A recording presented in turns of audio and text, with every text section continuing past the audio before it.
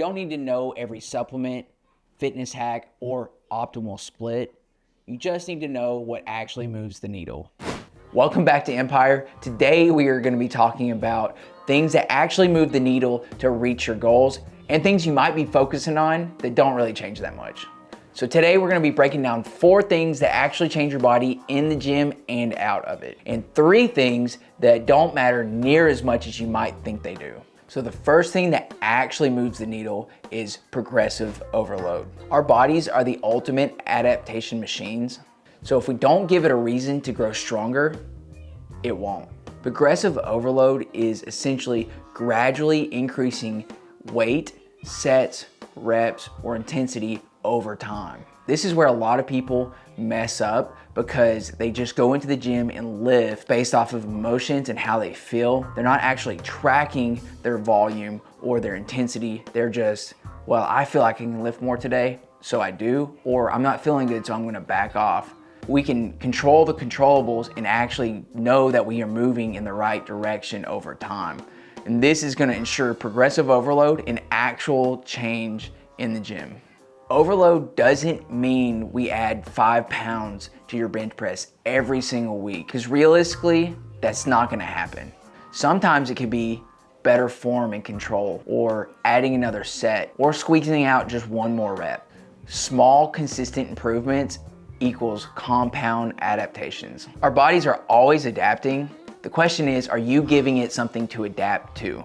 Number 2 is total weekly volume and recovery. Here's what most people don't realize. You can't grow from what you can't recover from. There's a threshold where extra sets stop being productive. And once you hit that point, everything else is just junk volume. And that is why we suggest breaking up your volume over multiple workouts instead of just trying to annihilate one muscle group all in one workout. Number 3 is calorie intake. It's so common for people to chase these fad diets that they think are gonna get them fit or get them to their goals really fast. Whether it's keto, intermittent fasting, carnivore, you name it. It really all comes down to energy balance. So if you're serious about reaching your goals, track your calories and get your protein in, and stop chasing all these fad diets. Let's take 2 couples. They both have these financial goals. One couple saves $2,000 a month, but every other month they decide, hey, we've been doing really good, and they go on the shopping spree and spend $3,500 over budget. So now they're actually only saving about $250 a month if you do the math. The other couple saves $1,000 a month every single month, but they stay disciplined and they never go on these shopping sprees. Who is gonna have the biggest savings at the end of the year? Obviously, the couple that saves a smaller amount and doesn't derail themselves every single month. So often, people that go on these fad diets reflect that first couple who saves aggressively but derails, actually ends up in a worse place than the person who would have just done the boring things consistently over time. There's no quick fix or magic pill to take. It's about doing the boring small things well over time and finding something manageable that you can do long-term without derailing.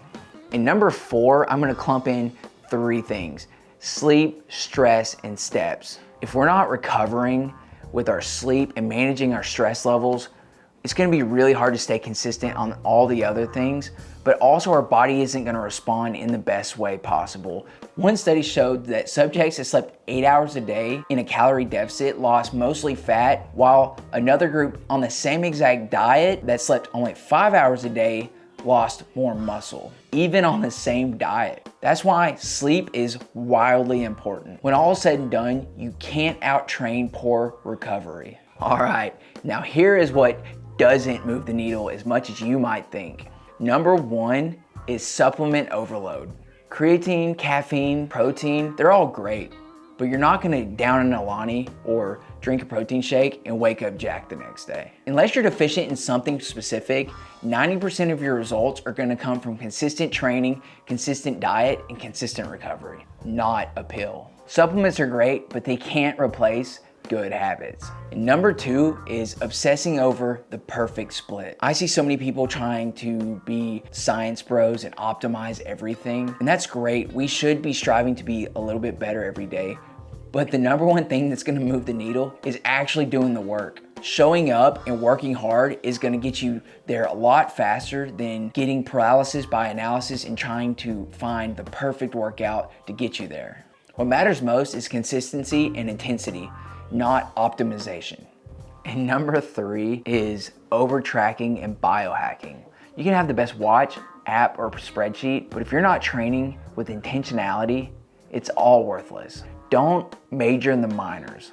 A lot of these things are really cool and we have more tools than anybody in history. But sometimes we get lost in it all and we're focusing on the wrong things instead of focusing on the big needle movers and doing those well. Focus on the big things: training intensity and consistency, your calorie intake, sleep, and stress management. Everything else is just noise. If you want to change your body, stop chasing complexity and get really good at the boring things. Master the fundamentals, because when you build discipline, you build freedom, and that changes everything. And that's all I have for you today. If this was a help for you, hit the subscribe button and we'll catch you next time.